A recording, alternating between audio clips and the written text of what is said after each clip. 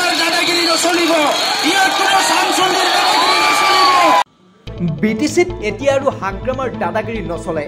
বিটিচিৰ ৰাইজে এইবাৰ হাগ্ৰামাৰ দুৰ্নীতি ভ্ৰষ্টাচাৰৰ পৰা পৰিত্ৰাণ বিচাৰি পৰিৱৰ্তন বিচাৰিছে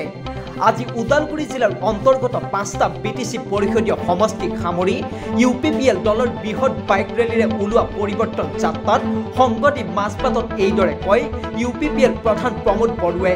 তেওঁ বিপিএফ দল আৰু হাগ্ৰামাক তীব্ৰ সমালোচনা কৰি কয় যে বিগত 17 বছৰে বিপিএফ চৰকাৰখনে কোনো এটা জনগোষ্ঠীৰ উন্নয়ন নকৰিলে এইবাৰ বিটিআৰত নিৰ্বাচন হ'বলৈ গৈ আছে আৰু এই নিৰ্বাচনত দুৰ্নীতি ভ্ৰষ্টাচাৰী বিপিএফক খেদি পেলাই শান্তি সম্প্ৰীতি ৰক্ষা কৰাৰ কাৰণে ইউপিপিএল চৰকাৰ গঠন কৰিব লাগিব এই কাৰণে বিটিআৰৰ ইমূৰে সিমূৰে ৰাইজে স্বতঃস্ফূৰ্তভাৱে ওলাই আহিছে আৰু আজি মাজবাট বাকী ৰাইজক মই ধন্যবাদ জনাইছো কি আপোনালোকেও পৰিৱৰ্তন যাত্ৰাত অংশগ্ৰহণ কৰিবলৈ আহিছে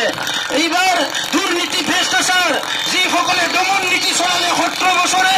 এইসকলৰ আৰু শাসন নাথাকে এইবাৰ শান্তিৰ শাসন আহিব ভাই ভনী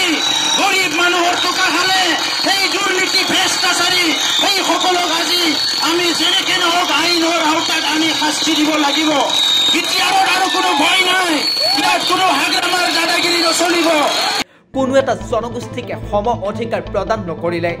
মাটিৰ অধিকাৰ কাহিনী বিটিচিৰ জনসাধাৰণক প্ৰবঞ্চনা কৰিলে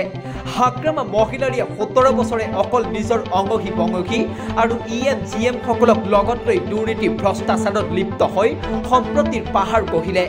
এইবাৰ বিটিচিত ইউপিপিএল দলৰ চৰকাৰ হোৱাটো খাটাং ইউপিপিএল দলে এইবাৰ বিটিচি নিৰ্বাচনত কমেও 25খন আসন লাভ কৰিব আৰু চৰকাৰ গঠন হোৱাৰ পিছতে ইউপিপিএল দলে বিটিচিত বসবাস কৰা সকলোকে মাটিৰ অধিকাৰ আৰু ভূমিৰ পট্টা প্ৰদান কৰিব বুলি কয় বিটিচিত বসবাস কৰা সকলো জনগোষ্ঠীক সম অধিকাৰ দিয়া হ'ব বুলি কয় প্ৰমোদ বড়ুৱে বিটিচিৰ ৰৌতা পৰিষদীয় সমষ্টিৰ অন্তৰ্গত বৰচলাৰ পৰা প্ৰায় 3 সহযাত্ৰীক বাইকেৰে আৰম্ভ কৰা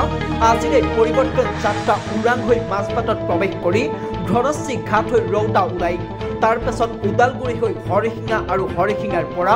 অম্বাগাঁৱৰ গুলমা মোহনপুৰত সমাপ্ত কৰে মাজবাটৰ পৰা Munindra Kalita news today any